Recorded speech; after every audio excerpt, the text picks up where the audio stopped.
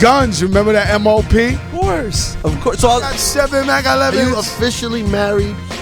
No, I'm engaged for like 13 years. why don't you just do it? Why not just lock it all down now? You know, things go bad when you do that, but she's my wife. If I died, she'd get everything. If, you know, if I broke up with her, she would get, yes, it's in the will. It's in the will. Absolutely. That's what I tell, you know, my special lady. Right. It's in the You don't want will. to get married, right? I'm like, It's in the will. What's the difference? It's in the will. It's in the will. And then there's no way for me to prove that she ain't my wife. If I broke up with her, it's impossible to say this ain't my wife. So she could get whatever she wants. But, you know, it's like, you know, it don't even come down to that. Like, if I did get married, I would never ask her for no prenup or no shit like that. It's just never ever. I got my prenup in my pocket. Nah, you're crazy. I have it on me. Nah, She's been around since day one, though. That's her money, yo. Man, she's good. But That's my hers. prenup is fair, though. It's fair. I got to leave with what I came with. But you was very famous before you met your wife already, right? But I got to leave with what I came with. That's all I ask for. You can't take my record collection, you can't take my sneakers, can't take my house. If we get anything else we get after that, can't take my house. Anything after that is 50-50. I got a hunch she doesn't want Before your records or your sneakers. Well, good. I don't want. But she's gonna let those live. No, they don't want it, but they want to hurt you, and they'll take what you. This is a horribly negative way to think about it. She'll take your Bob Marley collection, Saif. Hey, Saif, imagine she goes in there and takes the. No, I'm gonna tell you what I'm scared of. Imagine she goes in there I'm scared and of. take your. My man Max Glazer for my birthday got me every Gangstar album autographed by Premier. Oh shit!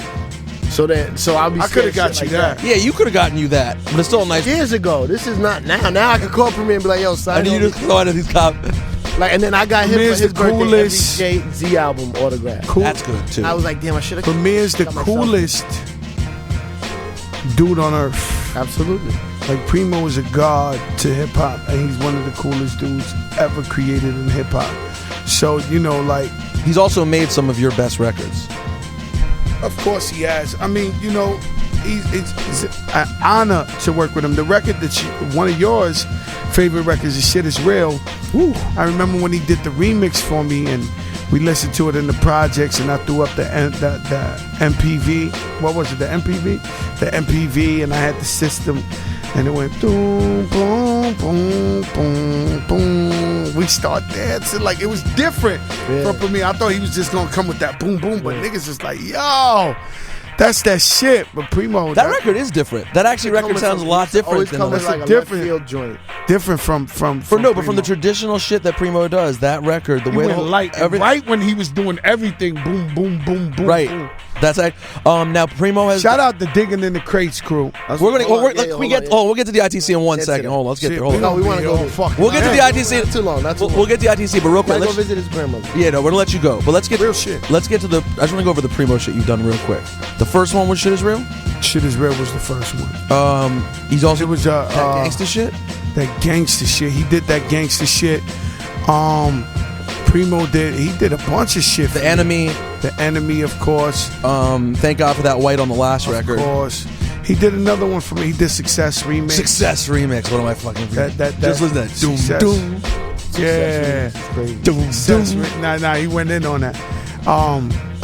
He's Is that 5 records? It's just a 5? He did more. I think he did more. All right, well let's. No, on Don Cartagena he did a couple. Well, let's. Nah, didn't you sign Premier at one time? Yeah, what happened to Terror Squad and Premier album? You know, I the gave that nigga. Fat Joe told me one time. He said, "Yo, son, that record's never coming out." Never did, right? You know, I gave Premier $500,000. True story. And you still say such nice things about him. No, that shows love, right there. I love him. So you got no offense. That was the white man's money. Don't worry about it. No offense taken. No offense taken. That was the white man's money. You know? You look at. So you got him $500,000 though. $500,000 straight up. For a record that never came out. For an album that never came out. DJ Premier album. And he was owning his own masters and everything. But you know, Primo's slow motion. You know, he don't rush it to make it happen. He kept calling me, yo. You gotta feel it. I got Aretha Franklin on a song with DMX. oh, don't worry, I'm working on it. I'm like, yo, every year he'll come up with some fucking Stephanie Mills just did an ad lib with Talib Kweli coming. I'm like, yo, Primo, man, get the fuck out of here. Just tell me you took my money and ran, motherfucker.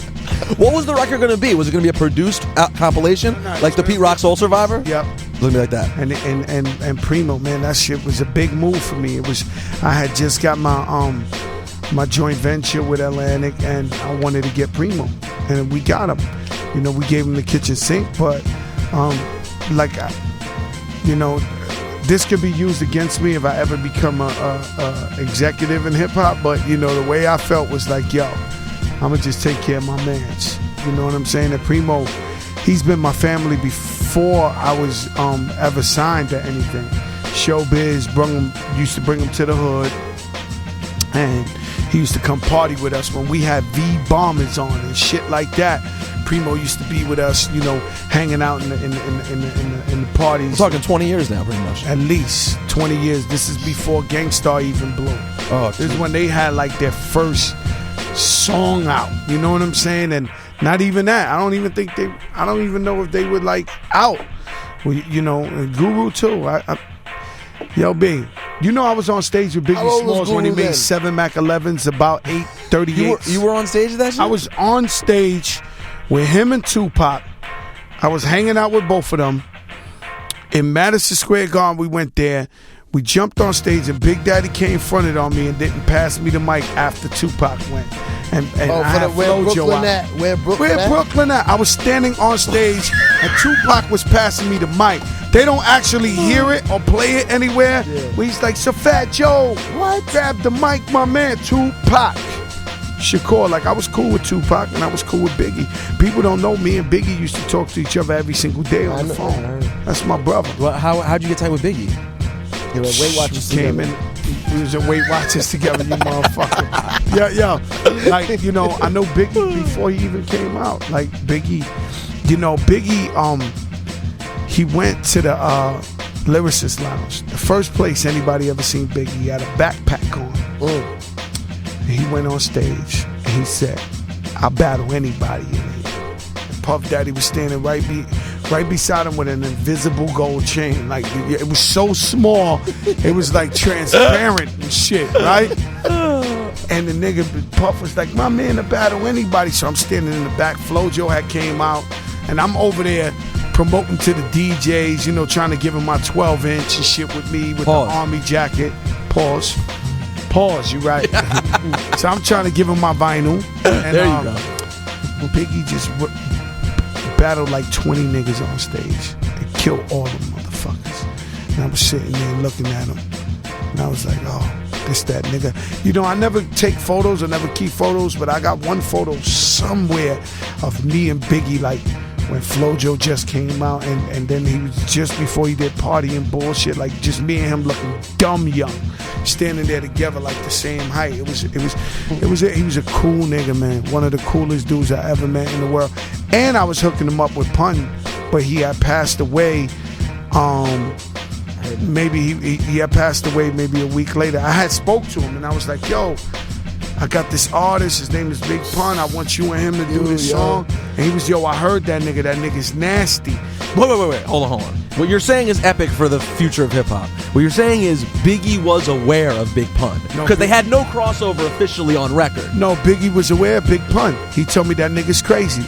I was sitting in the back of the Fantastic on my way to Virginia, and I was Fantastic in the back of the Fantastic, and Biggie was like, yes, that nigga is crazy.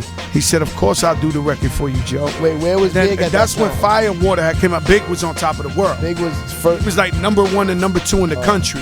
He was in Soul Train Awards. This is when Life After Death's about to drop on. Yeah, he was big. Biggie Smalls was the biggest nigga in the game.